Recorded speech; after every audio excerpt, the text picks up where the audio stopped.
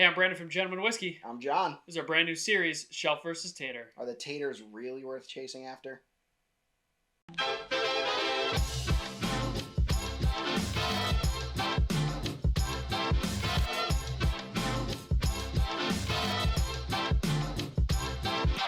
So here we are, brand new series, Shelf versus Tater. John, Shelf versus Tater. So the basic idea is, we've got a decent shelf worth of whiskey here. We've got some tater bottles. Question. Yep. Tater. Is that only Buffalo Trace? Because in my mind, Tater is Buffalo Trace. No. Right? So it's any bottle that people are willing to line up for, overpay on the secondary market, whatever you want to say. So I would consider Old Forester Birthday Bourbon to be one. Yep. The Parker's Heritage Series. Parker's Heritage Series from Heaven Hill, for the sure. Heaven Hill 17 and 20. Yeah. Jack Daniel's special releases, Coy Hill. Yeah, Coy Hill is definitely one. Yeah. The Heritage Barrel Rye. You know what's funny? Hmm. There's no potato in whiskey. So tater, potato. The word tater to me is like a negative. Yeah. And I would not put some of those other things in that cat. Not that that matters, but that's super interesting. But if you're willing to say it about Buffalo Trace, all of those bottles people are willing to double, triple pay MSRP for. And they are just as much taters as Buffalo Trace's bottles. I've always just thought of the word tater as specifically referring to Buffalo Trace products. Well, so... And I'm not trying to argue. I'm just sharing. I'm just no. literally. We'll link it in the description. There's a whole big where the tater word started. No one really knows, but it's a link to here's 75 or whatever reasons why you're a tater, and they made a whole list and stuff. We'll link that in the description if you want to read more about what taters are. It is a term thrown around for people who are willing to stand in line for whiskey, for people who are willing to pay secondary. People generally attribute that to Buffalo Trace because of their scarcity, which we've talked about at different times. We seem to talk about it every single live stream we do. So if you want to stop into one of our live streams, check it out. We'll post when the lives are coming, about a week before or so. Potatoes aren't even scarce.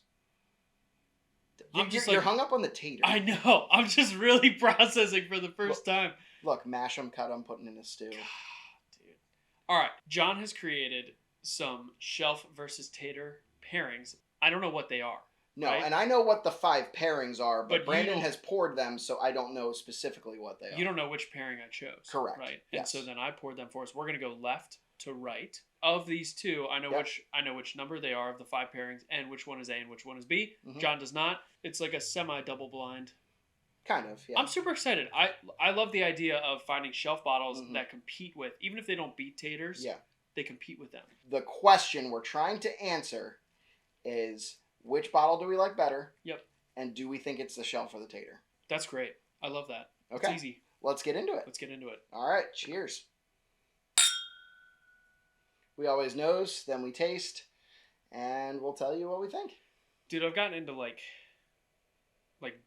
rolling these glasses to try to coat them better, but then I get fingerprints all over the glass. You can really see it through this blue. Yeah. Yep. Playing with some new lighting right here. We try to play around with lighting, try and make things dynamic. I really like these though. Yeah, I'm a big fan. Fun little lights. Yeah. All right, what are you getting on the nose? Great. Uh-oh, this smells super like Buffalo Trace. Okay, also tater. Going back to taters, I always thought that the term was because a Blanton's bottle is shaped like a grenade. A lot of people say grenade, but I also thought like potato, like a round potato. Nobody told me that. I just assumed those things. This smells like stag. That's my guess. It's super hot and super grapey. I don't know. John may be sitting here going, I didn't even put stag in one of the 5 pairings. No, stag is one of the 5 pairings. Let me go through the 5 pairings, what they could possibly be. One of them is stag versus ECBP. Ooh. I included ECBP because it's not as scarce as it has been before. And people say it's a stag killer, right? Yep. I love ECBPs. Yep. I've never thought that one time. Elmer T. Lee versus Russell's 10-year. This is not Elmer T. Lee. That's a good versus though. Right, yeah. I like that. Yeah. Weller Antique versus Maker's Cast Strength. Ooh. That's a great. Yeah. Russell's 13 versus Rare Breed. Oh, I like that. There's a rye one too. Michter's Barrel Strength Rye versus Rare Breed Rye. Good pairings. Yeah. I think those are great choices. So now you know all of the options that it could be, and I don't think this is stag. Well, if this one... Full disclosure, the Stag is batch 17. Oh, the funky one. Yeah. So we did 14 versus 17 in a previous video. We'll put that up above here. And then we have a 22B versus 23A coming up here very soon. Very excited about that. He got one in the lottery. I got one from a buddy who picked it up in New York. So now we have them. Yep. So we have to put them we in have to put them together. Fight. We have to drink the Stag. We have to. We have to drink the Stag. For science. We will not get racked. We might. Whoa. Especially if we add the store pick in there. Do that store pick. You know what? That would be interesting. Okay. Cheers. Cheers.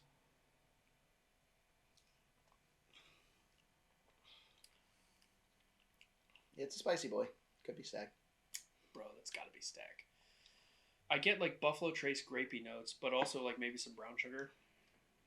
It seems very high proof. I don't know. I do like that. I like that a lot. This also could be Russell's.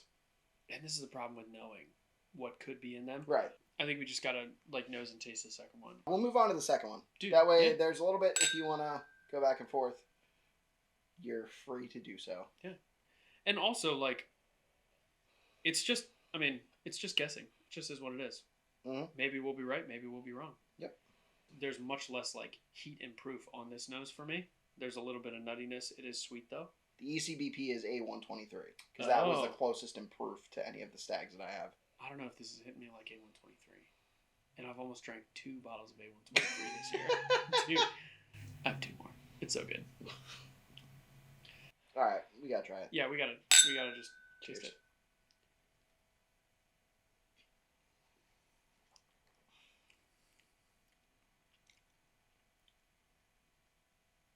It could be that.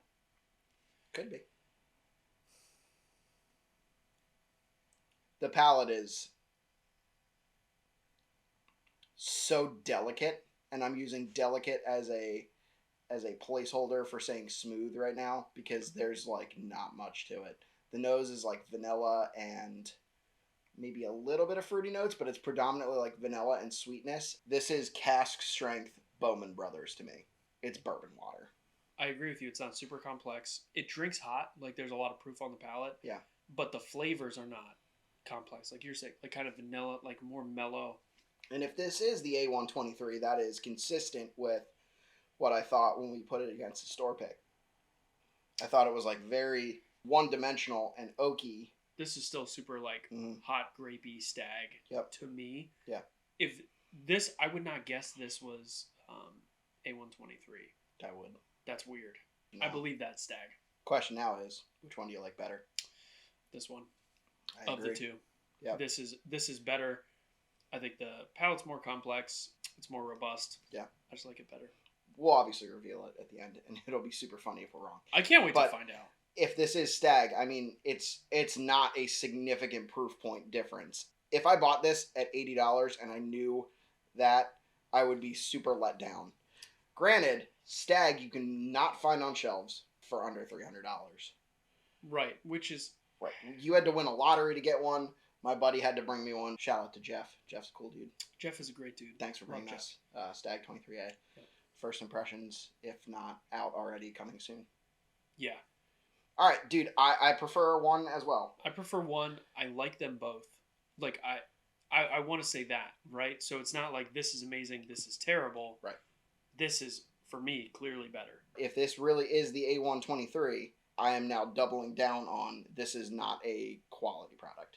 This has been open for a while now, too. We opened it 3 months ago. Yeah, the only thing that's weird is, like, this does not hit me like any of my A123s, but I have not ever drank Stag and then A123 right after. So, yeah. I don't know. All right, what do we got? What are the numbers? Yep. All right. The numbers and letters, we were drinking 3A and 3B. 3A is Stag Batch 17. Holy shit. 3B is ECBP A123. So we know some stuff. We actually, look, so for a blind pour, we did pick them out, which is better than we usually do. Well, that's if you what I ever was watch gonna our live streams, so, we absolutely suck at picking bourbon. 3A was the first, and 3B was the second. Yep. So there you go. I am doubling down on A123 is not a good batch. I disagree with that 100%. I think it's a great batch. For me, listen, for me, it's a very enjoyable whiskey. Now, I can't argue putting it next to Stag Batch 17. Which is one worth noting is one of our least favorite stag batches. Well, and what's weird is like, dude, I don't get the, like, whatever that funkiness was that I remember getting when we drank it against 14, 16, 15, and 16. Yeah, 14, 15, 16 was the video. I agree. It does not have that off-profile note. Maybe one of the ones before it affected it, but I mean, that is a solid stag batch. ECBP is not a stag killer. No, it's not. It's not in the ballpark. It's not. No. For me, as an individual experience or pour, I love it. I'm not upset with it at all. Okay. Putting it next to Stag, it pales in comparison. Like I would pay $150 to $200 for this Stag over $75 for ECVP, which is what it will be when it comes out next. I still buy every batch that I see, just mostly for content's sake. But I mean, right. We joke that I have so many of them back here, but that's partly because I don't drink them. Because you don't drink them. I'm interested to see how the B523 holds up, because I've also said for a long time that the problem with ECBP is the age statement, and they've now dropped the 12-year age statement. So this one is at least 11 years, X months. I think it's 6. So 7. Okay. And it's getting mixed reviews, so it's really interesting. So I'm interested also to try it and see how it shakes out.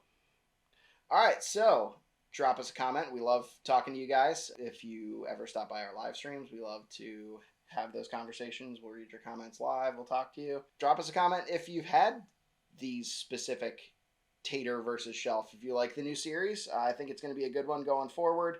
I don't think it's necessarily going to always be the Tater wins, especially not when it comes to Elmer T. Lee.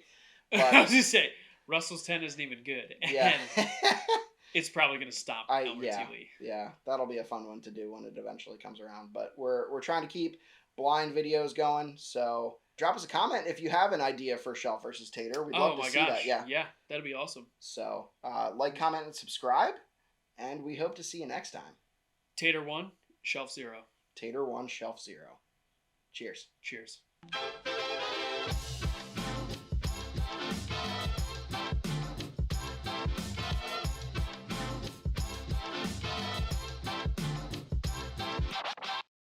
Not to beat a dead horse, up until this point, I would have defined a Tater as someone who is just super horny for Buffalo Trace and nothing else. Like, they only buy Buffalo Trace, they buy all the Buffalo Trace, all they want is Buffalo Trace, and they don't really branch out a whole lot.